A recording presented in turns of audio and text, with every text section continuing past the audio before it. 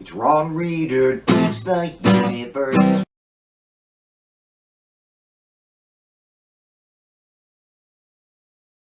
I'm Ron Reader, and this is Ron Reader Digs the Universe. And tonight, how many murders does it take to be a Holocaust? Sounds like a joke, right? Or at least it's sort of set up that way, you know? How many frat boys does it take to replace a light bulb? Why did the chicken cross the road? How many murders does it take to be a Holocaust? Needless to say, 400,000 COVID deaths that did not need to happen isn't a joke. It only might seem funny because most Americans have no experience contemplating such gruesome ideas.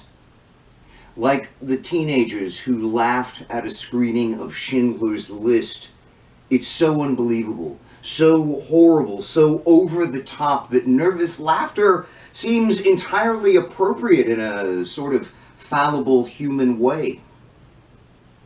How many murders does it take to be a Holocaust?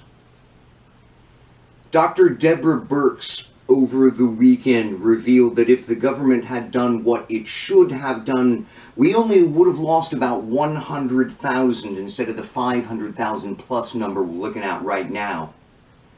Birx, a coronavirus task force member under Trump, has come under intense fire from the left for waiting only until now to say all this, and maybe she's complicit too, but I want to focus on the people tonight who are clearly complicit in this third American Holocaust, the first two Holocausts being the Native American genocide and the institution of African slavery.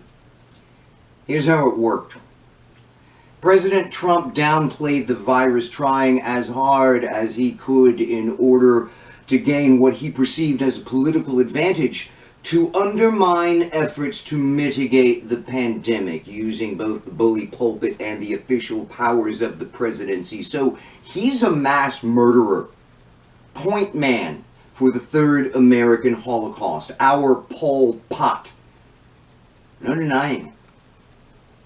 Republican officials, both elected and appointed at both the state and federal levels, bent over backwards, aiding and abetting the former president's mass murder project, settling on genocide as official policy, offering up blood sacrifices to the malignant conservative ego. So they are all accomplices, which is to say, mass murderers too.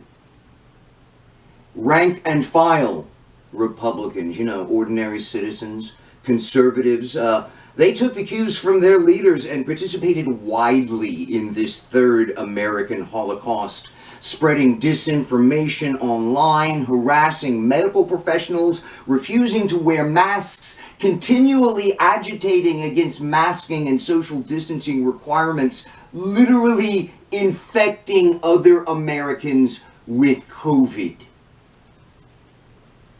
They took their orders, but following orders is no defense, according to various crimes against humanity legal precedents. So they're all accomplices too, which is to say, mass murderers. There were no good Germans, just as there are no good Trump Republicans. Hundreds of thousands dead who did not have to die because conservatives murdered them. Try to wrap your mind around that. Now, ask yourself, how many murders does it take to be a Holocaust? Germany killed some 8 million, so this is definitely something smaller in scale. The Khmer Rouge killed some 1.5 million in their killing fields, and the Indonesians killed about 150,000 when they were ethnically cleansing East Timor. But, like the man said, 1 million deaths is a statistic. Try visualizing someone you love deeply being murdered. Every day, for the rest of your life. And that's the sort of emotional impact we have here with COVID. That's how I know it's a Holocaust. Will all these people ever see any consequences for this horrific thing they've done? Probably not. I'm Ron Reeder, and this has been Ron Reeder Digs at the Universe. Join me, Ron Reeder, again next week for another episode of Ron Reeder Digs at the Universe.